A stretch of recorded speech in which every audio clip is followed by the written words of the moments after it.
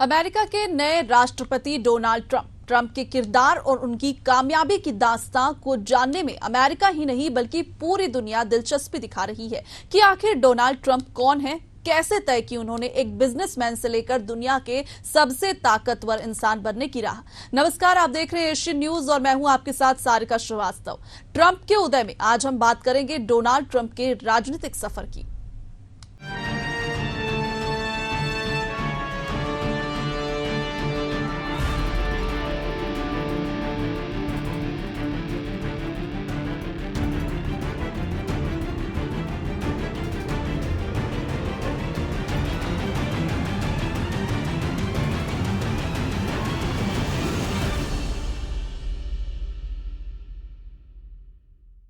1999 में Donald Trump ने राजनीति में हाथ आजमाया। उन्होंने रिफॉर्म पार्टी बनाई। डोनाल्ड का इरादा था कि साल 2000 में रिफॉर्म पार्टी उन्हें राष्ट्रपति पद के लिए अपना उम्मीदवार बनाए, लेकिन रिफॉर्म पार्टी के अंदरूनी झगड़ों से तंग आकर उन्होंने फरवरी में 2000 में खुद को चुनाव से अलग कर लिया। 7 दिसंबर 2015 को ट्रंप ने अपना सबसे विवादित बयान दिया था।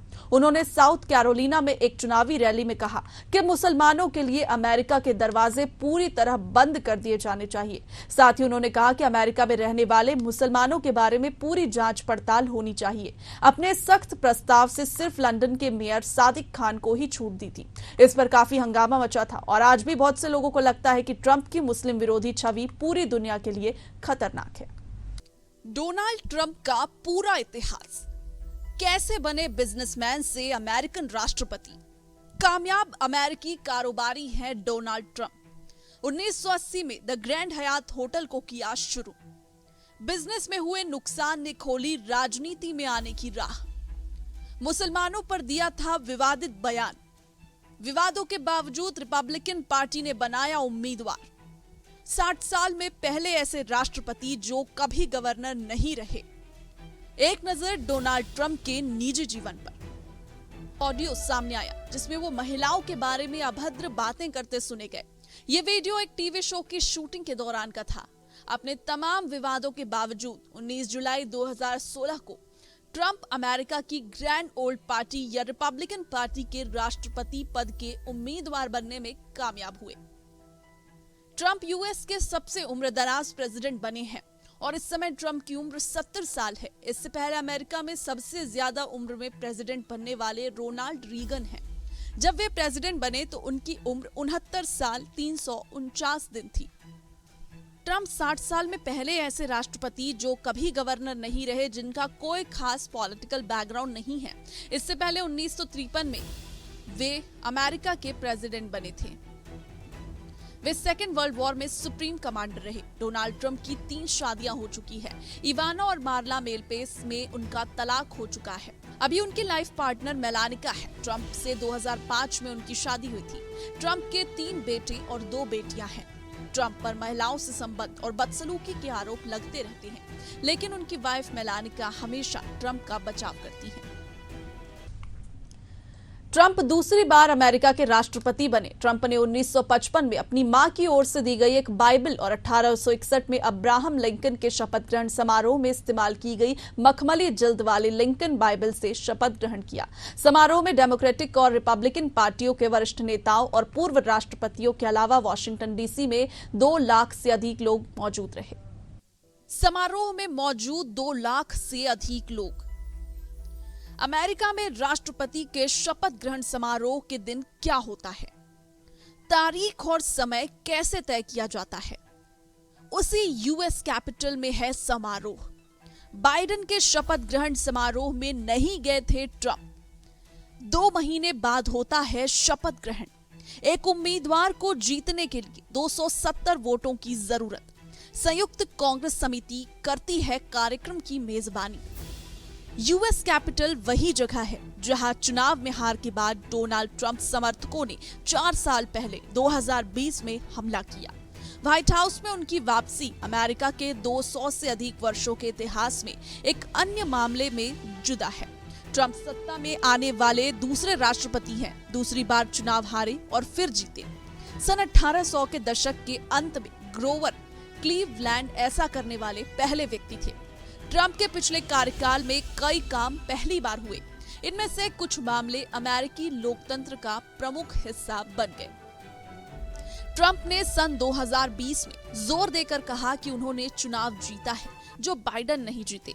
उन्होंने बाइडेन के शपथ ग्रहण समारोह में शिरकत नहीं की थी, जो सत्ता के औपचारिक हस्तांतरण का प्रतीक है, और वे 150 वर्षों में ऐसा करने वाले पहले पूर्व राष्ट्रपति बन गए। अमेरिका में राष्ट्रपति के शपथ ग्रहण समारोह ऐतिहासिक रूप से कुछ नियमों पर आधारित रहते हैं और बड़े पैमाने पर परंपरा के माध्यम से विकसित हुए हैं। संविधान में 1933 के संशोधन के बाद ये 20 जनवरी या 21 जनवरी या रविवार के दिन आयोजित किए जाते हैं, जिसे दोपहर के समय आधिकारिक शपथ दिलाई जाती है। शपथ ग्रहण समारोह राष्ट्रपति चुनाव के 2 महीने से अधिक समय के बाद आयोजित किया जाता है। यूएस में राष्ट्रपति चुनाव नवंबर में होते हैं और मतदान के तुरंत बाद परिणाम आ जाता है। कुछ ही दिनों में मौजूदा राष्ट्रपति निर्वाचित राष्ट्रपति को बधाई देने और परिवर्तन प्रक्रिया पर चर्चा करने के लिए व्हाइट हाउस में आमंत्रित करते हैं।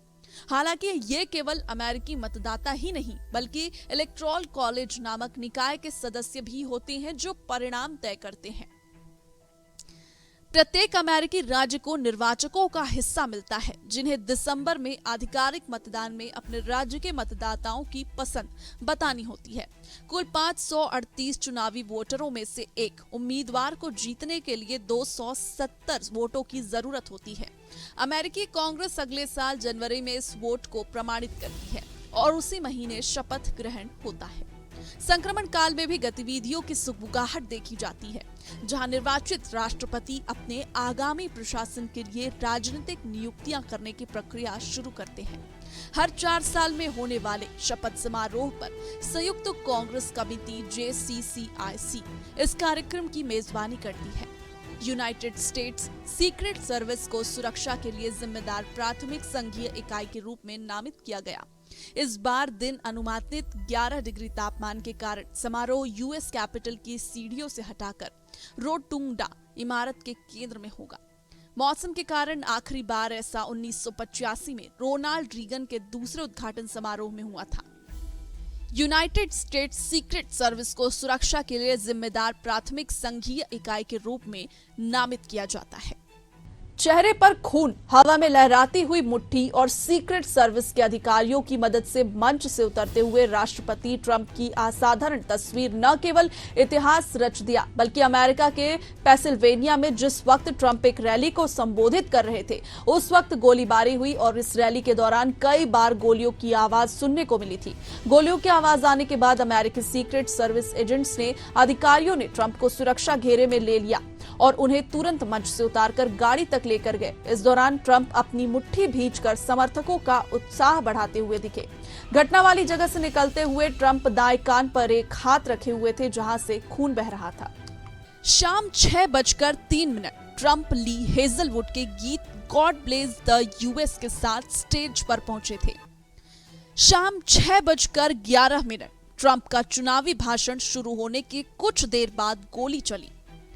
शाम 6:12 गोली चलते ही सीक्रेट सर्विस के एजेंटों ने पूर्व राष्ट्रपति को घेर लिया और उनको सुरक्षित मंच से उतार दिया। इस दौरान ट्रंप के कान के पास और उनके चेहरे पर खून लगा हुआ देखा गया। शाम 6:14 ट्रंप का काफिला रैली स्थल से रवाना हुआ। शाम 6:42 सीक्रेट सर्विस ने एक बयान जारी करते हुए कहा, ट्रंप सुरक्षित हैं और घटना की विस्तृत जांच की जा रही है। शाम 7:03 ट्रंप के चुनावी अभियान के प्रतिनिधि ने जानकारी दी कि ट्रंप सुरक्षित हैं। शाम 7:45 कानूनी एजेंसियों ने पुष्टि की कि संदिग्ध व्यक्ति और रैली में आए एक दर्शक की मौत हुई है। शाम 8:13 अमेरिकी राष्ट्रपति जो बाइडेन ने हमले की निंदा की और कहा कि वे जल्द ही ट्रंप से फोन पर बात करेंगे। शाम 8:42 ट्रंप ने घटना पर अपना पहला बयान जारी किया। उन्होंने बताया कि गोली उनके दाहिने कान के ऊपरी हिस्से में लगी थी। रात 9:33 अमेरिकी खुफिया एजेंसी ने बताया कि वे बतौर कानूनी एजेंसी इस पूरे मामले की जांच की अगुवाई करेगी। राजनीतिक हिंसा की इस हैरान कर देने वाली घटना का अमेरिका के चुनाव अभियान पर असर पड़ा। अमेरिकी खुफिया सेवा के एजेंटों ने ट्रंप पर हमला करने वाले संदिग्ध व्यक्ति पर गोली चलाकर मौके पर ही उसे मौत के घाट उतार दिया। अमेरिका के पूर्व राष्ट्रपति Barack Obama, George W Bush, Bill Clinton और जिमी कार्टर ने तुरंत इस हिंसा की निंदा की और कहा कि उन्हें इस बात से राहत मिली कि ट्रंप को गंभीर चोट नहीं आई। लेकिन ट्रंप के कुछ निकटतम सहयोगी और समर्थक इस हिंसा के लिए राष्ट्रपति बाइडेन को कसूरवार ठहराते हैं। रिपब्लिकन पार्टी के एक नेता ने सोशल मीडिया एक्स पर पोस्ट में राष्ट्रपति बाइडेन पर हत्या के लिए उकसाने का आरोप लगाया। सीनेटर जेडी वेंस ने कहा कि बाइडेन के चुनाव अभियान की बयानबाजी सीधे तौर पर इस घटना की वजह से बनी है। वेंस के बारे में माना जाता है कि वे ट्रंप के उपराष्ट्रपति पद के उम्मीदवार हैं। रिपब्लिकन पार्टी के अन्य नेता भी ऐसी ही बातें कहते हैं। जाहिर तौर पर राजनीतिक विरोधी उन पर बुरे समय में अमेरिकी राजनीति में आग लगाने का आरोप लगाकर निंदा करते रहते हैं। 4 साल तक बाहर रहने के बाद अमेरिकी राष्ट्रपति कार्यालय में ट्रंप वापसी कर रहे हैं और ये इस सदी में ऐतिहासिक वापसी है। हालांकि वो ऐसा करने वाले दूसरे अमेरिकी राष्ट्रपति हैं। ट्रंप से पहले ये करिश्मा ग्रोवर क्लीवलैंड के नाम से था, जो पहली बार साल 1885 में अमेरिका के राष्ट्रपति बने और 1889 में चुनाव हारने के बाद 1893 में उन्होंने दोबारा वापसी की। कमबैक किंग के रूप में ट्रंप अपने स्वभाव के अनुसार अपने पद ग्रहण करने के समारोह को नाटकीय बनाने के लिए उसे भव्य बनाने की तैयारी लगातार कर रहे हैं। हालांकि कुछ लोग इसे दिखावा कह सकते हैं। राष्ट्रपति की वापसी और रंग भरने की उम्मीद ट्रंप के समारोह के लिए टेक क्षेत्र की कंपनियों ने करोड़ों डॉलर दान किए। JCCIC की ओर से आयोजित होने वाले समारोह की परंपरा 200 साल पुरानी है। साल 1789 में न्यूयॉर्क सिटी में जॉर्ज वॉशिंगटन के शपथ ग्रहण समारोह के समय ही यह शक्ति प्रदर्शन के साथ लोकतंत्र का मुजाहिरा करता है। ये सत्ता में वापसी कर रहे ट्रंप का साल हो सकता है। ट्रंप के समारोह में दुनिया के कुछ बड़े नेता, सहयोगी, दोस्ती का दिखावा करने वाले दुश्मन और धूर विरोधियों का मिला जुला समूह शामिल। मेहमानों की सूची पर क्यों हो रही चर्चा? डोनाल्ड ट्रंप के समारोह में पीएम मोदी की गैर मौजूदगी। पीएम मोदी को ना बुलाने की और क्या वजह? पिछले साल सितंबर में पीएम मोदी क्वाड समिट में भाग लेने अमेरिका गए। कुगेलमैन कहते हैं कि यह सही है कि ट्रंप भूलते नहीं। हो सकता है कि उन्होंने मन में गांठ बना ली हो और हम इससे इनकार नहीं कर सकते कि उन्होंने मोदी की ओर से नजरअंदाज किया जाना महसूस किया जब मोदी क्वाड समिट के लिए अमेरिका आए थे। लेकिन मैं समझता हूं कि यह सिर्फ अटकलबाजी है। मुझे लगता है कि शपथ ग्रहण का मामला भारत समेत किसी और देश की बजाय चीन को लेकर अधिक संबंधित है। इसे मोदी या अन्य वैश्विक नेताओं को कोई संकेत देने के बजाय चीन को संकेत देने के रूप में देखा जाना चाहिए। दक्षिणपंथी रुझान वाले वैश्विक नेताओं को आमंत्रित करना ट्रंप की कूटनीतिक शैली में बदलाव का संकेत माना जा रहा है। ऐसे नेताओं से गठबंधन बनाने का संकेत है जिनकी विचारधारा ट्रंप से मेल खाती है। अमेरिका के नवनिर्वाचित राष्ट्रपति ट्रंप ने खुद की क्रिप्टो करेंसी लॉन्च की, जिसका मार्केट कैप तेजी से बढ़ते हुए कई बिलियन डॉलर पहुंच गया। इस क्रिप्टो करेंसी का नाम डॉलर ट्रंप रखा गया, जिसे ट्रंप की सहयोगी कंपनी CIC डिजिटल LLC लेकर आई। ये कंपनी पहले ट्रंप के नाम से ब्रांडेड जूते और फ्रेग्रेंस बेचती थी। मीम कॉइन या क्रिप्टो करेंसी का इस्तेमाल किसी वायरल इंटरनेट या आंदोलन की लोकप्रियता बढ़ाने के लिए किया जाता है। हालांकि इसकी कीमत कम होती है और ये बेहद ज्यादा अस्थिर निवेश होता है। CoinMarketCap.com नाम की वेबसाइट के मुताबिक डॉलर ट्रंप के लॉन्च के कुछ घंटों बाद दोपहर तक इसका मार्केट कैप 5.5 बिलियन डॉलर तक जा पहुंचा। डॉलर ट्रंप का 80% शेयर CIC डिजिटल LLC और फाइट LLC के पास है। फाइट कंपनी की शुरुआत इस महीने डेलावेयर में हुई थी और यह अब तक स्पष्ट नहीं कि ट्रंप इस क्रिप्टो करेंसी से कितनी रकम बना पाएंगे। मीम कॉइन का ऐलान करते हुए ट्रंप ने ट्रुथ सोशल पे लिखा, मेरा नया आधिकारिक ट्रंप मीम यहाँ है। हम जिसके लिए जाने जाते हैं उसका जश्न मनाने का समय आ गया है। जीत।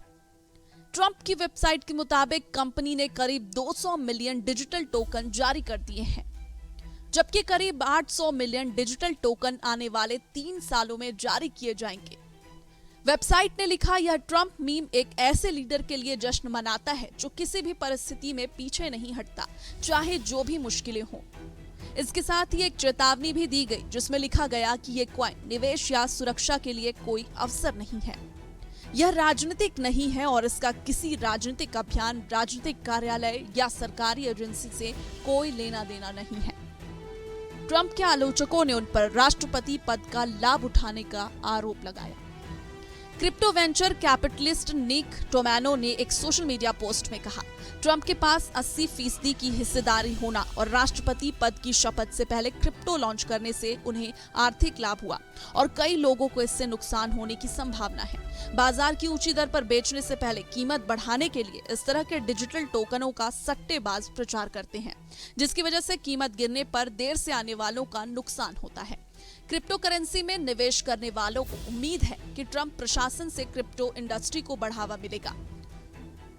राष्ट्रपति जो बाइडेन के प्रशासन में नियामकों में धोखाधड़ी और मनी लॉन्ड्रिंग के बारे में चिंता जाहिर करते हुए इस तरह के एक्सचेंज पर मुकदमा दायर किया गया है और क्रिप्टो कंपनियों पर नकेल कसी है। डोनाल्ड ट्रंप पहले क्रिप्टो करेंसी को लेकर चिंतित थे, लेकिन पिछले साल नैशविल में आयोजित बिटकॉइन कॉन्फ्रेंस में उन्होंने कहा था कि उनके राष्ट्रपति बनने पर अमेरिका इस ग्रह पर क्रिप्टो राजधानी बन जाएगा। उनके बेटे एरिक और डोनाल्ड जूनियर ने पिछले साल खुद का क्रिप्टो वेंचर लॉन्च किया था। अमेरिका के नवनिर्वाचित राष्ट्रपति डोनाल्ड ट्रंप को पॉर्न स्टार स्टॉर्मी डेनियल्स से जुड़े हश मनी मामले में बिना शर्त रिहाई की सजा सुनाई गई। डोनाल्ड ट्रंप को सभी 34 मामलों में बिना किसी पेनल्टी के सजा सुनाई गई और बिना किसी पेनल्टी के सजा का मतलब है कि होने वाले राष्ट्रपति को जेल की सजा या प्रोबेशन या कोई जुर्माना देने से बचना होगा। ट्रंप अमेरिका के पहले ऐसे राष्ट्रपति हैं जो किसी मामले में दोषी ठहराए जाने के बाद भी राष्ट्रपति बने। इसका मतलब है कि ट्रंप को किसी भी जुर्माने, परिवीक्षा या जेल की सजा का सामना नहीं करना पड़ा। ट्रंप वीडियो कॉन्फ्रेंसिंग के जरिए सुनवाई में शामिल हुए। ट्रंप ने मामले को राजनीतिक षड्यंत्र बताया। आइए समझ लेते हैं कि क्या है ये पूरा मामला। Donald Trump hush money case में दोषी ठहराए गए थे, लेकिन नहीं मिली कोई सजा। जज ने क्या कहा? ट्रंप को हश मनी केस में न जेल हुई, न ही उन पर कोई जुर्माना लगा। ये फैसला देते समय उन पर कोई शर्त भी नहीं लगाई गई। ट्रंप अपने बिजनेस रिकॉर्ड में गड़बड़ी के दोषी करार दिए गए थे। न्यूयॉर्क की अदालत में उन्हें इसके लिए सजा सुनाई जानी थी, लेकिन उन्हें कोई सजा नहीं मिली। मामले की सुनवाई कर रहे जज जुआन मर्चेंट ने पहले ही संकेत दिया था कि ट्रंप को जेल नहीं भेजेंगे। ट्रंप को पिछले साल हश मनी से जुड़े 34 मामलों में दोषी ठहराया गया था। उन्होंने adult film star stormy Daniel को चुप रहने के लिए पैसे दिए थे। डेनियल को $1,30,000 दिए गए थे ताकि वो ट्रंप के साथ अपने यौन संबंधों की बात सार्वजनिक ना करें। डेनियल ने कहा था कि ट्रंप ने उनसे यौन संबंध बनाए थे, लेकिन ट्रंप ने इससे इनकार किया था। दरअसल ये मामला तब सामने आया जब ये पता चला कि उन्होंने अपने पूर्व वकील डेनियल कोहेन को भुगतान किया था। दरअसल उनके वकील ने ही डेनियल को सीधे पैसे दिए थे। बाद में ट्रंप ने वकील का पैसा वापस किया था, लेकिन इसे छिपाने के लिए अपने बिजनेस रिकॉर्ड में गड़बड़ी की थी। इस मामले की सुनवाई के दौरान ट्रंप उसी टेबल पर बैठे थे जिस पर अब तक वह चले मामले के दौरान बैठते थे, लेकिन उस समय उनके साथ वकीलों की पूरी टीम होती थी। उनके पीछे की लाइन में उनके परिवार का कोई सदस्य और रिपब्लिकन पार्टी के सदस्य बैठते थे, लेकिन इस बार सिर्फ अपने वकील के साथ बैठे थे। मामले की सुनवाई के दौरान जस्टिस जुआन मर्चेंट ने कहा कि वो लोगों को ये समझाने का प्लान बना रहे हैं क्यों उन्हें बिना शर्त छोड़ा गया। वो ये भी बताएंगे कि उन्होंने पहले ऐसे संकेत क्यों दिए थे। उन्होंने कहा कि जेल नहीं भेजा जाएगा, आखिर क्यों, और ना ही जुर्माना लगाया जाएगा। मर्चेंट ने कहा, इससे पहले अदालत ने कभी भी ऐसे अनोखी और खास हालत का सामना नहीं किया था। उन्होंने इसे वास्तव में असाधारण मामला कहा। इससे पहले अभियोजक जोशुआ स्टेनग्लास ने सुनवाई के दौरान और सुनवाई के बाद ट्रंप के बर्ताव की निंदा की। स्टेनग्लास ने कहा, ट्रंप ने इस ट्रायल की वैधता को कमजोर करने के लिए एक सुनियोजित अभियान चलाया। अभियोजक ने ट्रायल के दौरान कोर्ट से बाहर ट्रंप के कई बयानों का जिक्र किया, जिसमें उन्होंने इस मामले को खुद को फंसाने की साजिश बताया था और डिस्ट्रिक्ट अटॉर्नी के कार्यालय को भ्रष्ट बताया था। उन्होंने कोर्ट को बताया कि डोनाल्ड ट्रंप की ओर से अदालत और आपराधिक न्यायिक प्रक्रिया पर किए गए हमलों ने इस कोर्ट रूम के बाहर भी व्यापक असर किया है। स्टेनग्लास ने कहा कि ट्रंप ने आपराधिक न्यायिक व्यवस्था को लेकर लोगों के विचार को गहरा नुकसान पहुंचाया। हमारे खास कार्यक्रम में इतना ही। मुझे दीजिए इजाजत। नमस्कार।